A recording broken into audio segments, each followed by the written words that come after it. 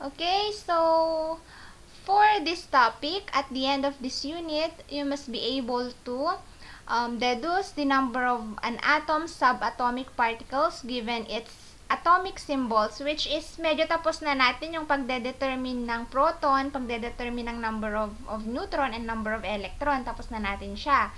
Pero babalikan lang natin because importante din siya dito sa nuclear chemistry. Next is solve for the atomic mass unit and relate it to other mass units. Number 3, relate the concepts of percent abundance, the atomic weight, and isotopic mass with each other.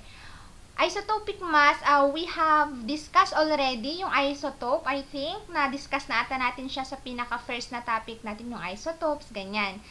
And next, distinguish stable from unstable nuclides based on their neutron-proton ratio. Next is balance the subatomic particles in the nuclear equation. 6, relate the types of radioactive decay in transmutation. 7, differentiate nuclear transformations from radioactive decay and predict the particles which are emitted or the daughter nuclide form in radioactive decay. So, for the content or for the flow of our discussion, the first part, we will be discussing the nuclei and isotopes. Sa isotopes, I think na-discuss na talaga natin to. So, may prior knowledge na kayo kung ano tong sinasabi nating isotope. But in nuclear chemistry, i-discuss natin kung ano yung history of radioactivity, the atomic structure, and lastly, the isotopes. And the part 2, nuclear stability, the atomic nucleus, stability, nuclear chemistry, and radioactive decay. So, pero dito sa discussion natin this afternoon, dito muna tayo sa part 1. Okay, so, let's start. Let us first define what is nuclear chemistry. So, nuclear chemistry is the study of reactions involving changes in atomic nuclei. This branch of chemistry began with the discovery of natural radioactivity by Antoine Becquerel and grew as a result of subsequent investigations by Pierre and Marie Curie and many others. So, previously, di ba, na-discuss natin yung sa Dalton's atomic theory. Yung kay Dalton, sabi natin, di ba, may mga statement akong present about sa theory ni Dalton noon. And we have said that atoms cannot be created. Cannot be created or destroyed yung atoms, and hindi natin siya pwedeng the atoms of an element, 'di ba? Sabi natin, yung atoms ng each element is different sa atom. Halimbawa, yung atoms ng hydrogen is different sa atom sa oxygen atom, magkakaiba sila. So sabi natin, hindi natin pwedeng i-convert yung atom into other form. Pero dahil meron tayong tinatawag na nuclear chemistry, pwede palang ma-convert ang isang form ng atom into another. Yun nga lang, sa nuclear chemistry yun, or nuclear reaction yun. Iba kapag chemical reaction. Sa chemical reaction, ang nangyayari lang, may combination ng atom to form a compound, ganyan, or may combination of atom to form a molecule, pero hindi mo pwedeng i-alter yung atom mismo. Yun ang pinagkaiba ng nuclear reaction and chemical reaction, which we will further discuss mamaya.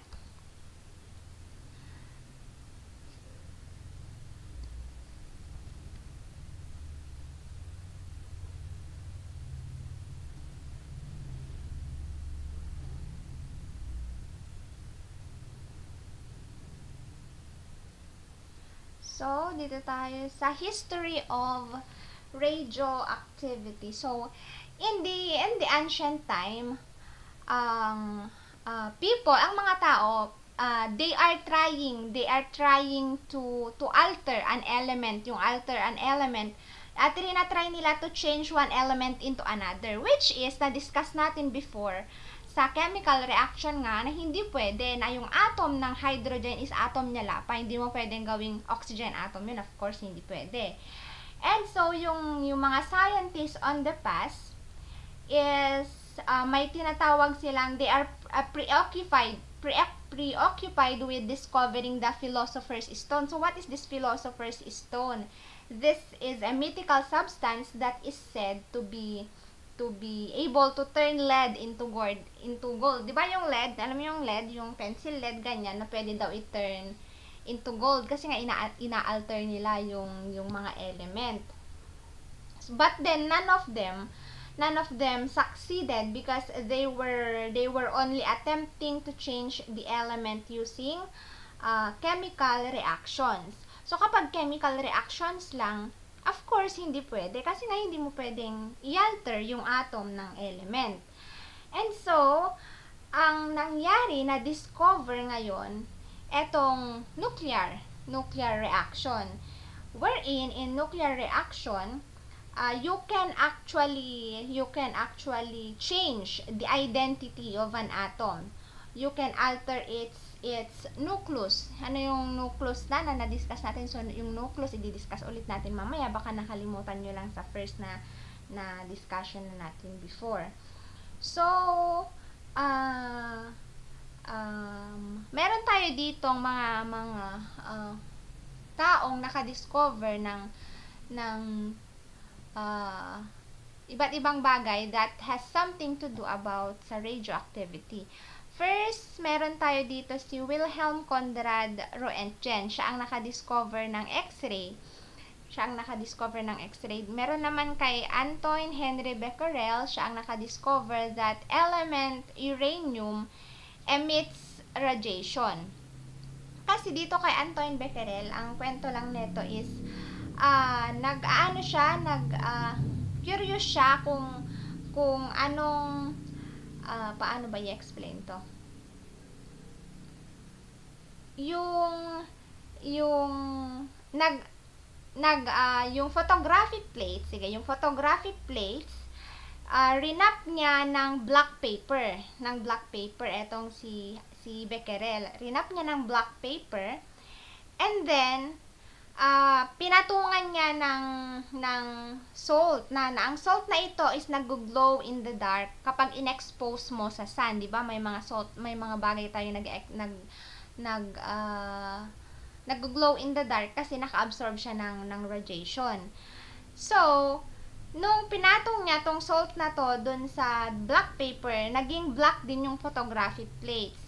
So, sabi niya, nag-conclude siya na baka dahil daw dun sa phosphorescent na salt. Pero, tinago niya yung photographic plates na yon dun sa madilim na lugar. And then, pinatungan niya ulit ng phosphorescent uranium salt. And then, nagbago pa rin yung kulay ng photographic plate. Kaya sabi niya, baka daw dahil talaga sa uranium na siya talaga yung nag-emit ng radiation. Dito naman kay Marie and Pierre Curie, they pioneered the early theories on radioactivity with Henry Becquerel. And fourth, Ernest Rutherford, he discovered alpha and beta rays. So, ito yung mga ilan ba sila? 1, 2, 3, 4, 5. So, 5 sila na mga importanteng tao in the field of nuclear chemistry. Itong mga taong to. So, tandaan nyo lang. So, wag na yung mga yan. Basahin nyo na lang yan. Puro concept lang naman.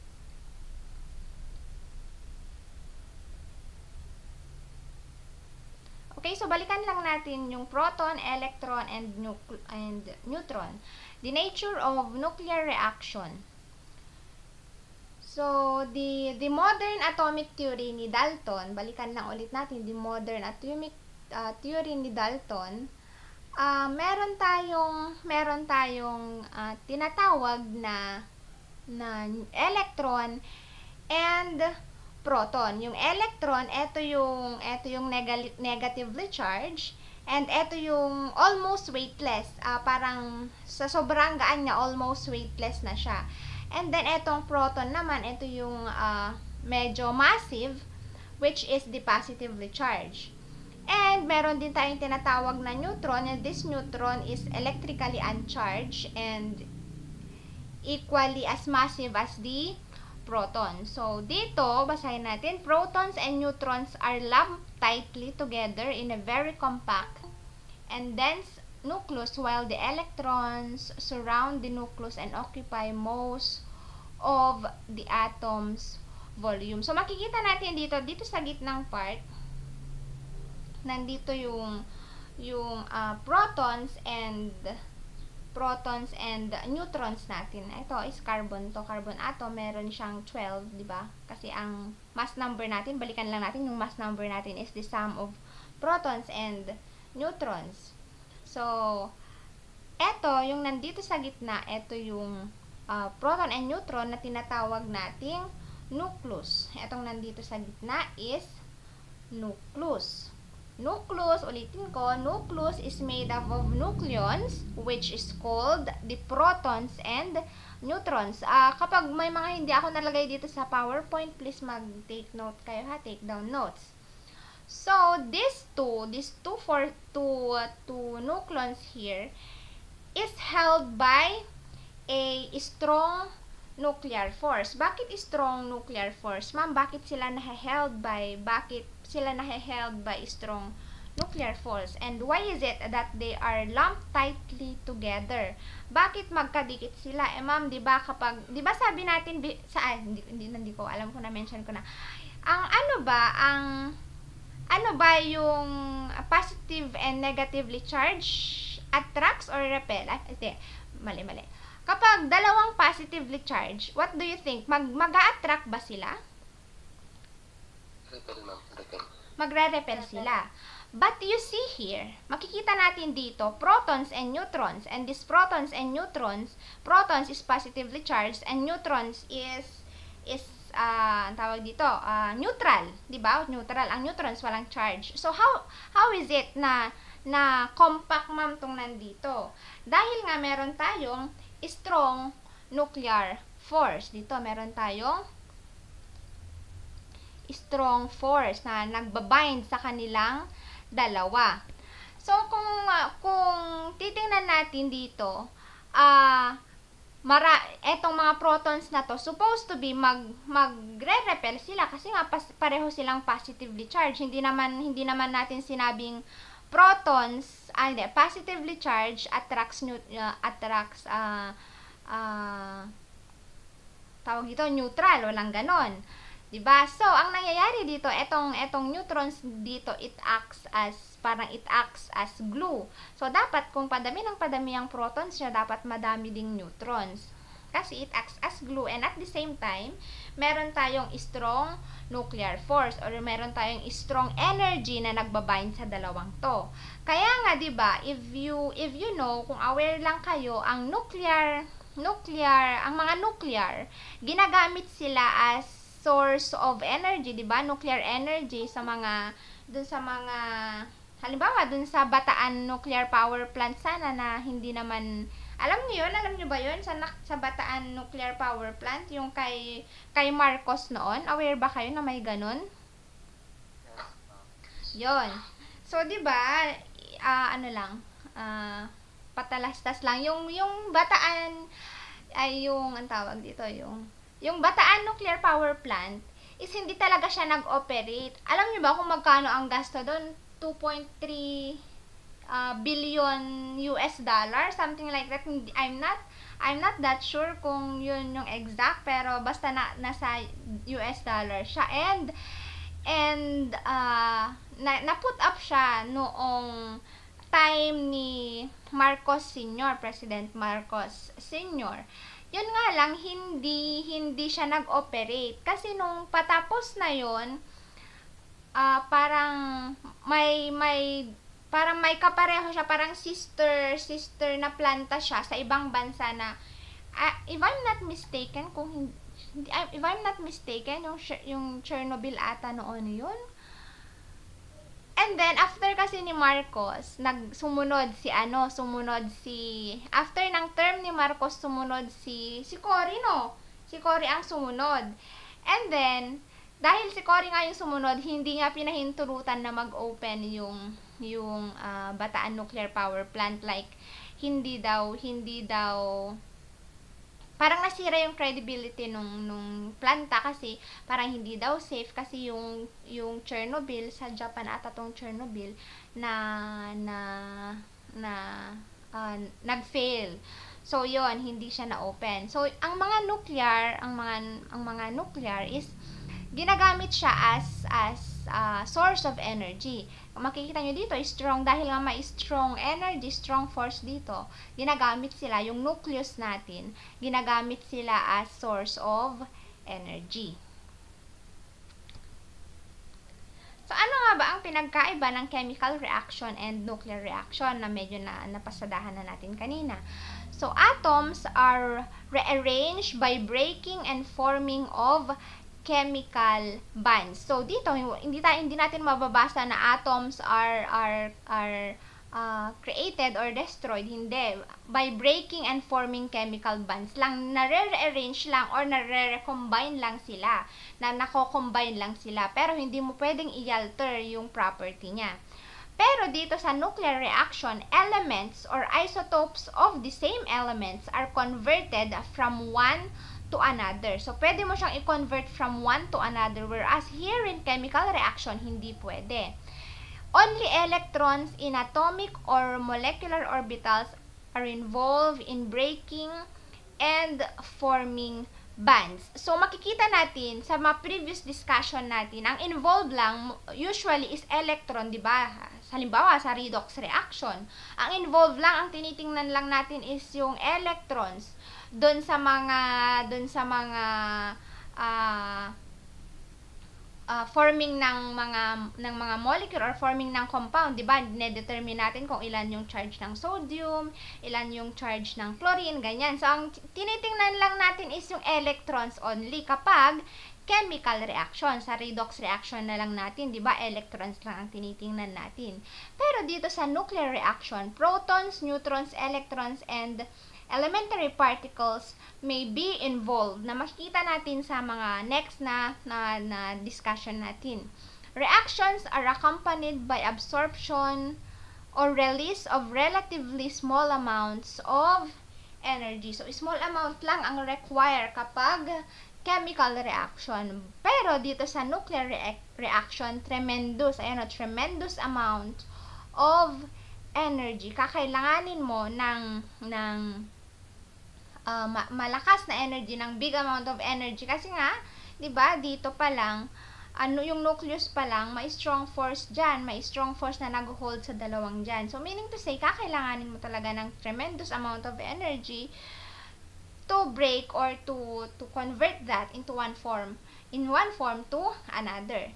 Rates of reaction are influenced by temperature, pressure, concentration, and catalyst. Dito naman, rates of reaction normally are not affected by temperature, pressure, and catalyst. So, ito ang pinagkaiba ng chemical reaction and nuclear reaction. So, ang main thought lang nito, kapag chemical reaction, yun nga, hindi natin pwedeng i-alter ang property ng atoms or ng property ng element. Dito sa nuclear reaction, pwede lang. Pwede natin siyang i-convert from one form to another.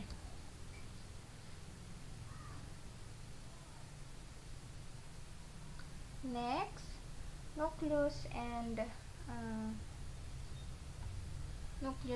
electrons. So,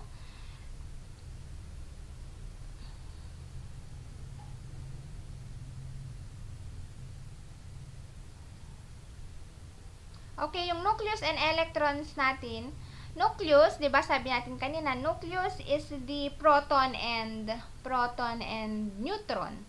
Ang nucleus natin is the proton and neutron. So, i-compare natin ang nucleus and electrons.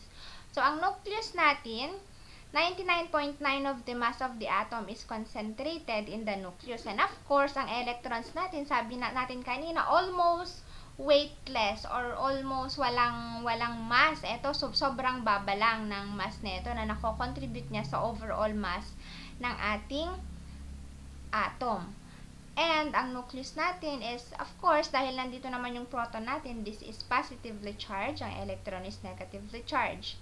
Ang nucleus natin has a strong nuclear force, which we have already mentioned kanina, has a strong nuclear force which hold the protons and neutrons together.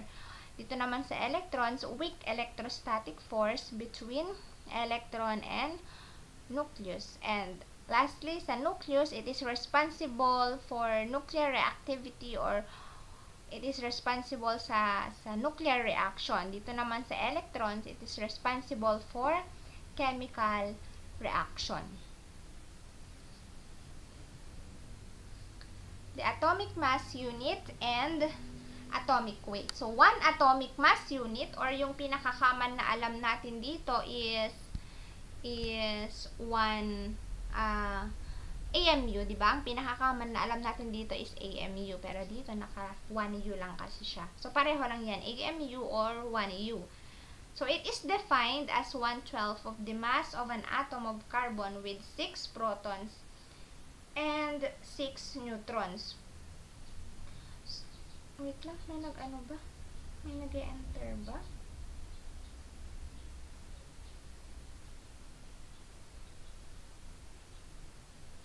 Wait lang nga, i-check ko lang.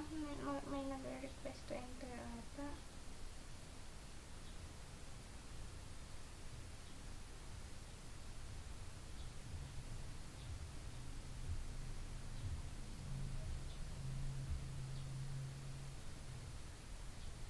Wala ba?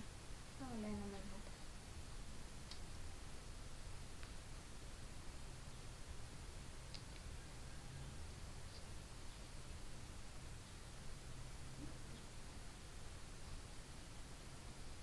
Okay, so saan na tayo? So si John Dalton kasi, he used hydrogen as basis sa relative scale of atomic masses. Pero ngayon, ang ginagamit na natin na basis usually is yung carbon-12. So, ang 1 atomic mass unit, it is defined as 1/12 of the mass of an atom of carbon with 6 protons and 6 neutrons. So, the atomic unit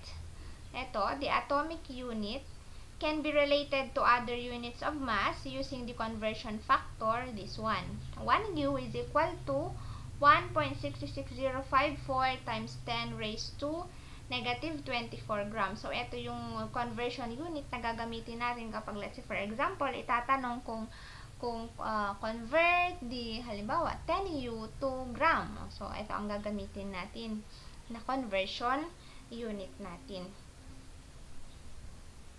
Ito. So, ito, na-present ko na din itong 3 subatomic particles natin before. Na-present na natin sa mga previous discussion natin, yung first unit natin noon. So, as you can see here, yung mass of protons and neutrons, and mass of protons and neutrons are very very close to 1 atomic mass unit. So, balikan natin ang 1U natin is equivalent to 1.66054 times 10 raised to negative 24 grams. So, makikita natin dito na the proton and neutron are very close, while the mass of electron is medyo sobrang layo siya kasi raised to negative 28 siya. It is approximately 1/2000 of this value.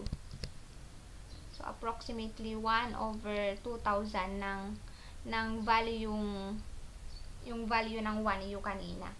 So, ayan, paulit-ulit tayo. Electron is negatively charged, proton is positively charged, and neutron is neutral. So, ang symbol natin, magagamit natin to later on sa pag-present. Basta magagamit natin to mamaya later sa mga itong mga symbol na to, pero hindi muna natin papakialaman yan. Present lang natin. Basta ito yung symbol ng electron, ng proton, and neutron. And this is the grams ng mga ito. Okay, finally, dito na tayo sa calculation. So, a nickel atom with 33 neutrons has a mass of 59.930788 U. What is the mass in grams? So, sabi ko nga kanina,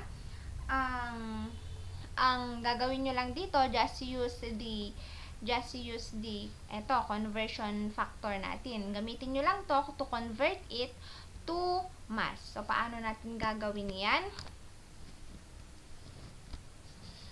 So, ang gagawin lang natin dyan is 59.930788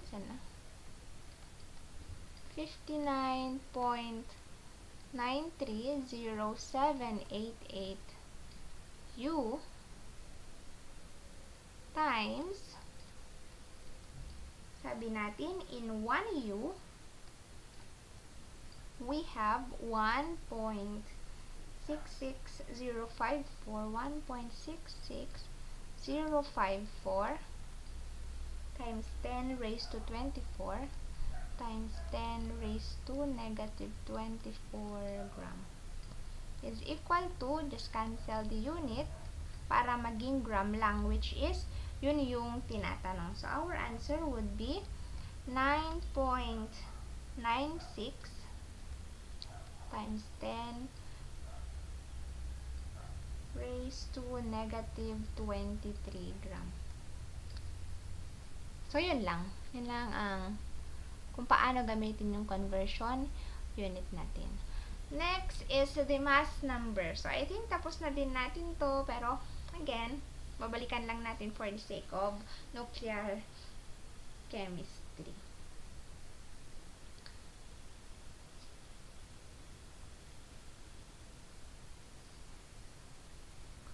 So, as we have discussed in our previous module, ito yung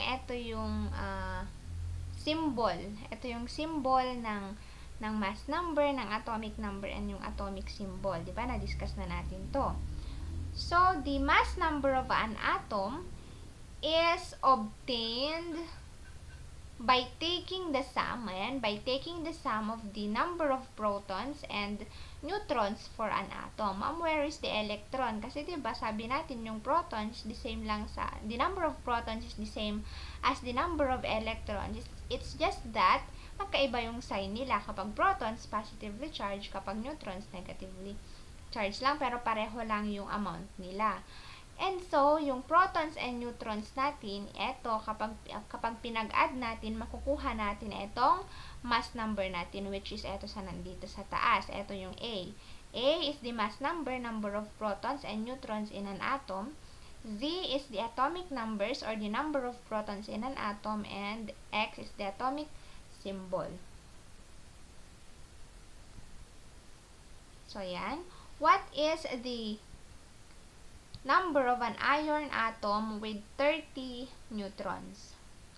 Nakikinig pa ba kayo? So, pakisolve nga to. What is the mass number of an iron atom with 30 neutrons? So, paano natin solve to? Ay, nag-raise ba ng kamay? May nag-leave pala. May nag-raise. Si Johnny Ridge. Yes, Johnny Ridge? 56 lang. Yes, 56. Kapag ito-check natin yung periodic table natin, the atomic number of atom is 26. The atomic number of iron is 26. Atomic number is 26. So, sabi natin, this is equal to the number of protons and also equal to the number of electrons. So, the mass number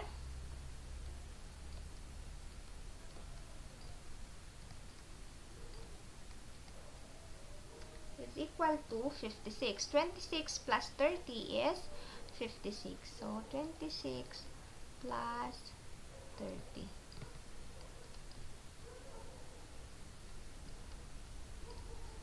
Hindi ko alam ba't tinuturo ko pa ito. Madali lang. Tapos kapag exam na naman, ewan ko, hindi na naman alam ng iba. Next, how many protons, neutrons, and electrons are in zinc 64 atom? So, dito. Ano ang protons, neutrons, and electrons natin? Remember that the mass number is the number of protons and neutrons. So, paano ang protons, neutrons, and electrons ng zinc natin? So, check your periodic table. The periodic table, ang atomic number ng zinc natin is, ano ang atomic number ng zinc natin? 30, ma'am. Okay. Thank you, may nakikinig. So, ang atomic number ng zinc natin is 30. So, para makuha natin yung number of number of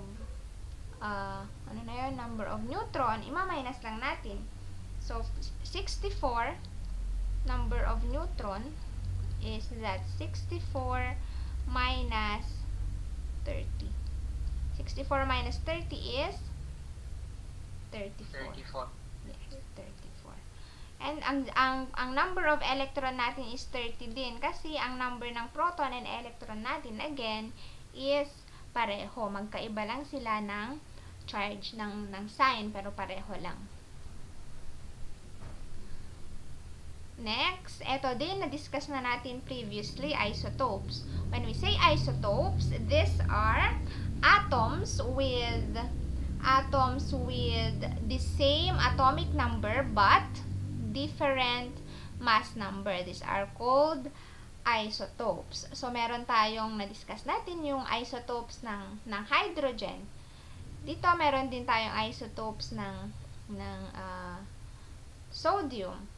So, it can be illustrated sa iba't ibang paraan. Pwedeng ganito, yung mga isotope, pwede din ganito, pwedeng ganito.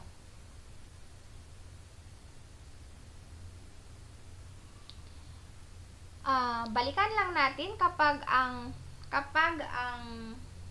hydrogen natin ay may isang proton lang, ano ang tawag natin? Kapag ang hydrogen natin ay may isang proton lang, ano ang tawag natin? It is called, ay nakalimutan na.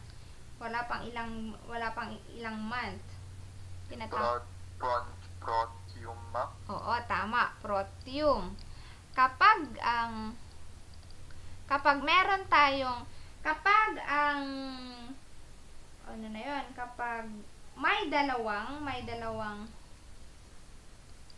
yan, kapag dalawang mass number niya is, anong tawag? It begins with letter D, anong tawag? Deuterium po. Tawa, deuterium.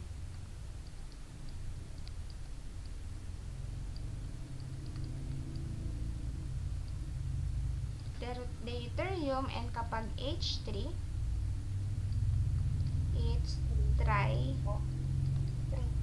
tritium, yeah.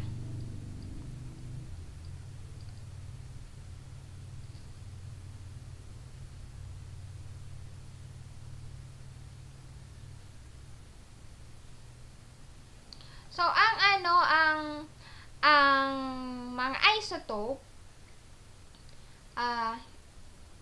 hindi lahat ng isotope ay radioactive. Yung iba, hindi siya nag-e-exist naturally as radioactive.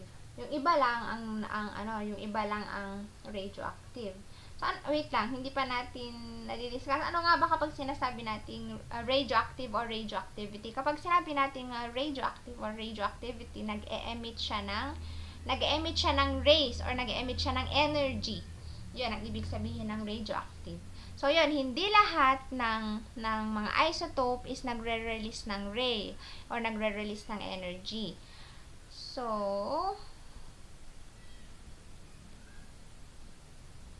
ano pa tong nandito? Madami May pa ba? Anong oras na? 3:40 pa lang.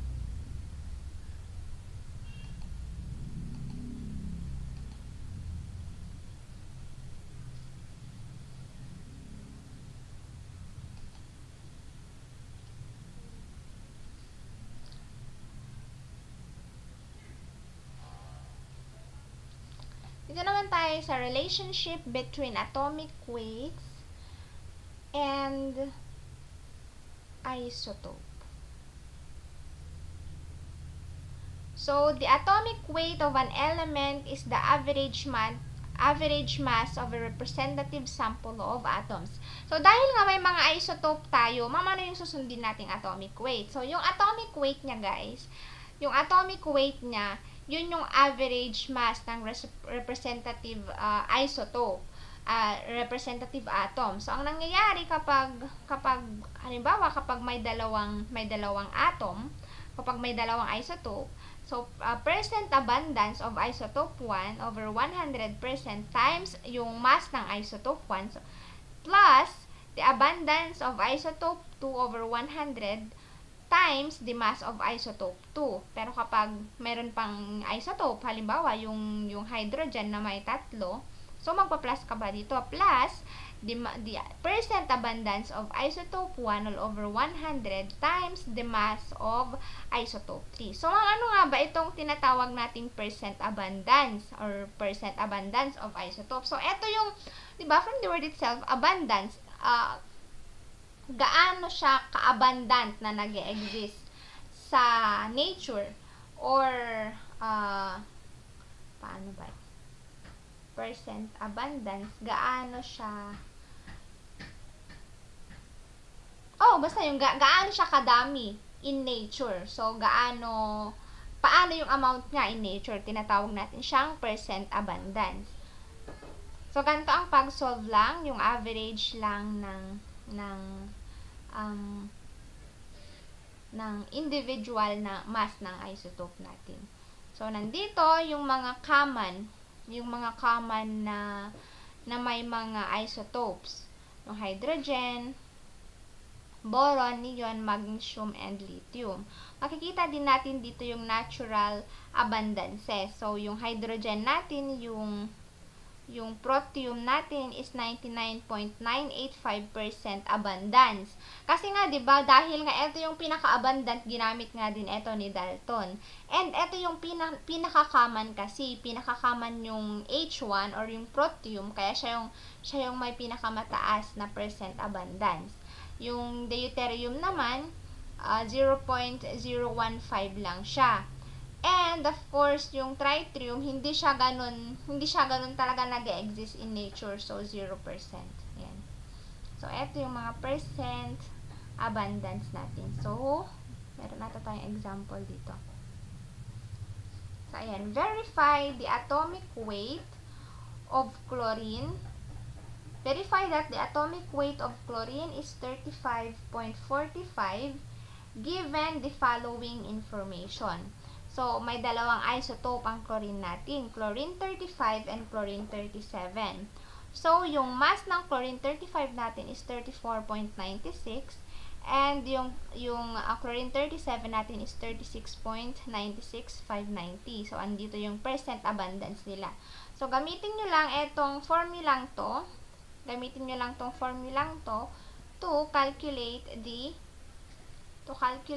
the kung para ma-verify natin kung ito ba talaga yung atomic weight ng chlorine natin.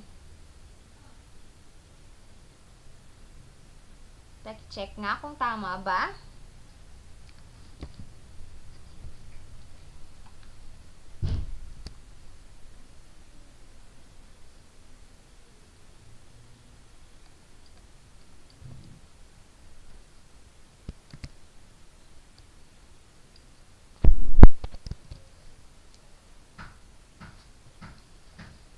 Ay, nako.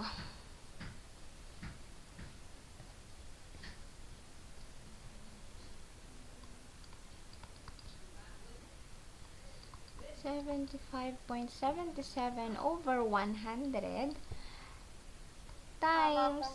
Tama? Okay. 34.96885 plus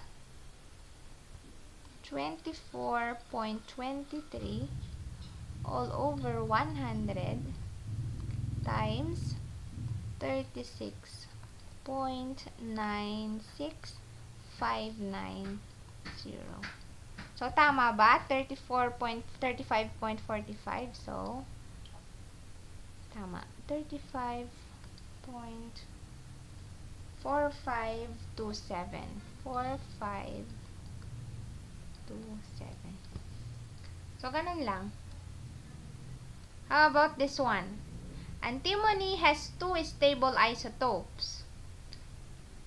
The SB121 and SB123.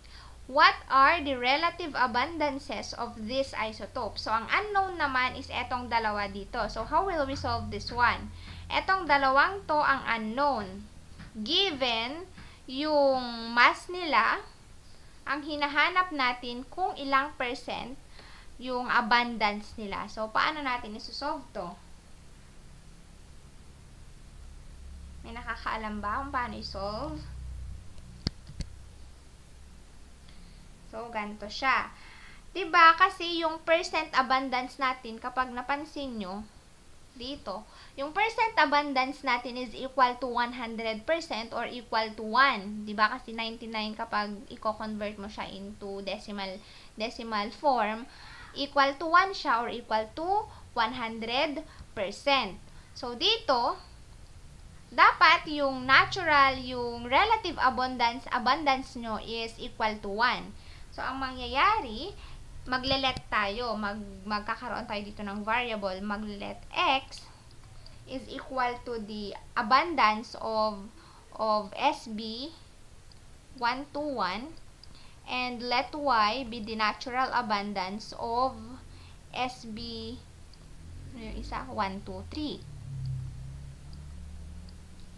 So, ang mangyayari, dahil nga ang x plus y natin or yung natural abundance natin is equal to 1, magiging x plus y is equal to 1. So, magiging ano yun? Ano yung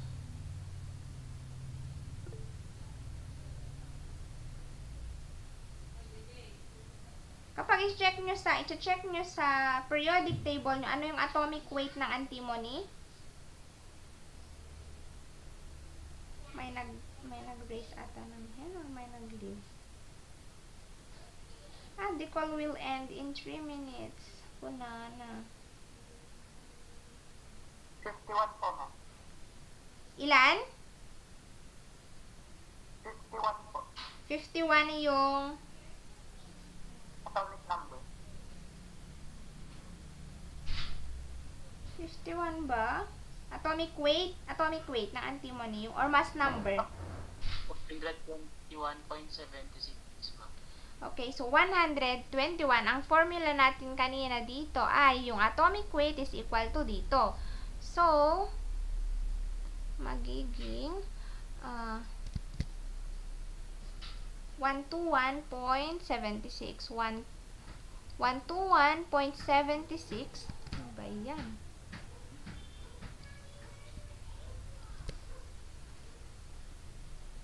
121.76 is equal to yung natural abundance ng SB121 natin is x times yung mass ng SB121 natin is 120.904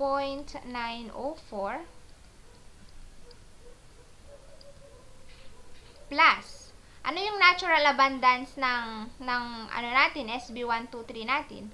Of course, para maging pareho sila is magiging 1 minus x. Kasi diba, ang natural abundance ng SB123 natin is y. So, kapag inilipat natin sa kabila, magiging y is equal to 1 minus x. Kaya, naging ganito. Times 122.904. So, shift solve sa calculator nyo. Ano ang x natin? 0.572 na.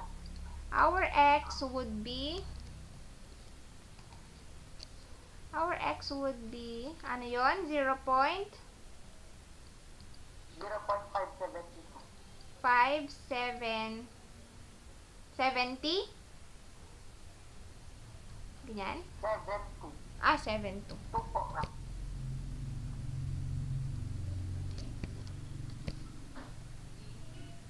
So, ano ang y natin?